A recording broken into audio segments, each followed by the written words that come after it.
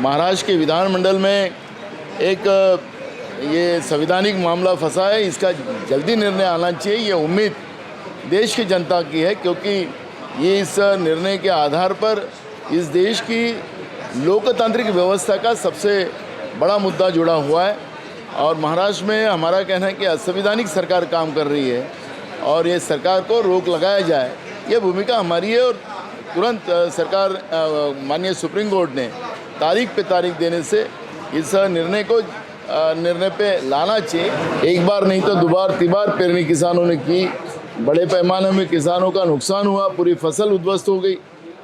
और इसलिए राज्य सरकार को हमने ये ओला दुष्काल जारी करने की मांग की थी, जिससे उसको ज़्यादा मदद मिलती थी। और 75,000 रुपया पर हेक्टेयर किसानों को मदद देने की बात की थी, तो लेकिन वो अल्प मदद किसानों को देकर किसानों की चेष्टा करने का काम महाराष्ट्र की सरकार ने किया है। आज ही आपने देखा होगा कि कल एक युवा किसान ने खुद के मुंह में एक बिजली की तार डालकर खुद को समाप्त कर लिया है। और आज महाराष्ट्र के मुख्यमंत्री विधानमंडल में बात बोल रहे थे और विधानमंडल के सामने ही एक किसान ने अपने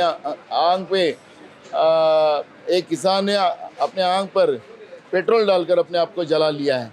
तो ये जो स्थितियां बनी महाराष्ट्र में है, इसके लिए सरकार की जवाबदारी जाती है और ये आत्महत्या रुकना चाहिए और इसलिए भरी मदद किसान को देना चाहिए और ओला दुष्काल जारी करना चाहिए, ये मांग हमारी है।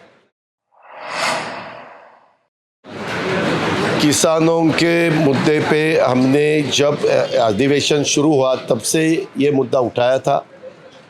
रूलिंग पार्टी की तरफ से भी विधायकों ने इसके बारे में उनकी जो राय है वो वहाँ रखी। हम अपोजिशन वालों ने, हमारे सब विधायकों ने भी उनको क्या लगता है वो राय वहाँ रखी। ये सब होने के बाद पहला वीक गया, आज सेकंड वीक शुरू हुआ है कल से।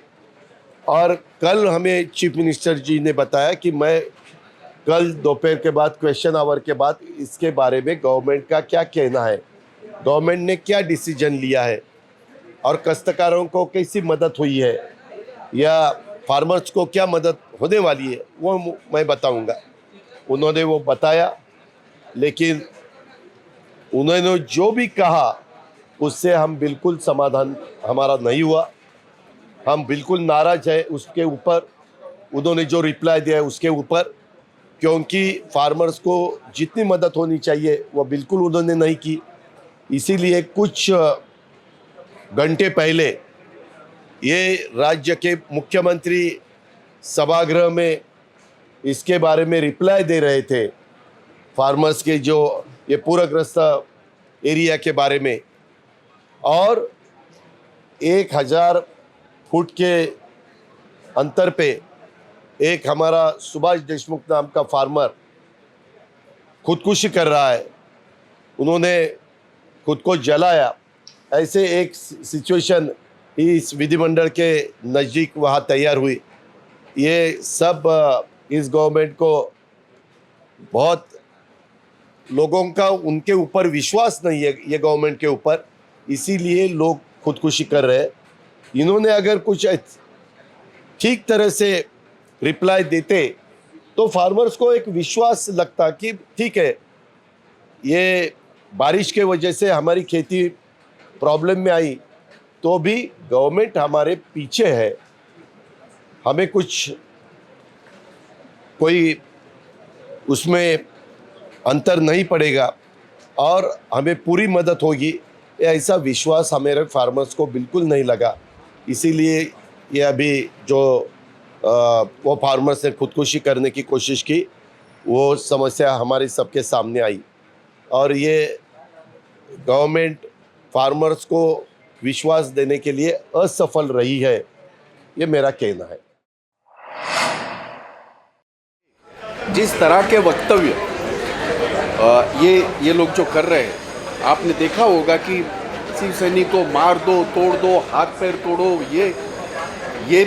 ये सारी चीज़ें लोकतंत्र को बहुत ही ज़्यादा घातक है। आपने पैसे के बलबूते, सत्ता के बलबूते जो कुछ किया है वो सुप्रीम कोर्ट देख लेंगे उसमें, लेकिन जनता ने इस चीज़ को नकारा है। देश की जनता, मुंबई की जनता, महाराष्ट्र की जनता बिल्कुल ये कह रही है कि आप लोगों ने गद्दारी की है, आप लोगों ने पैसे के बलबूते ये सरकार आपने बदली है। ये मैं नहीं अकेला कह रहा हूँ, राज्य की जनता कह रही है। तो अगर आपने कोई काम ऐसा गलत काम किया है तो उसके बारे में जब कोई बोलता है तो आप लोगों को ये करना है। आप तो मुझे ये कह रहे हैं, मैं था पहले दिन, वो तो ये कह रहे थे मंत्री महोदय ये कि आप भी आ जाओ। मतलब ये क्या बात है? पैसे की इतनी, जब ये नारा लगाया गया कि 50 खोके एकदम ओके, ये जब नारा दिया गया शर्म आनी चाहिए थी, लेकिन वो ये कह रहे हैं कि आप भी ज्वाइन हो जाओ। यह हालात है। और इस प्रकार की अगर और ये अभी ये लोकतंत्र की बात करते हैं।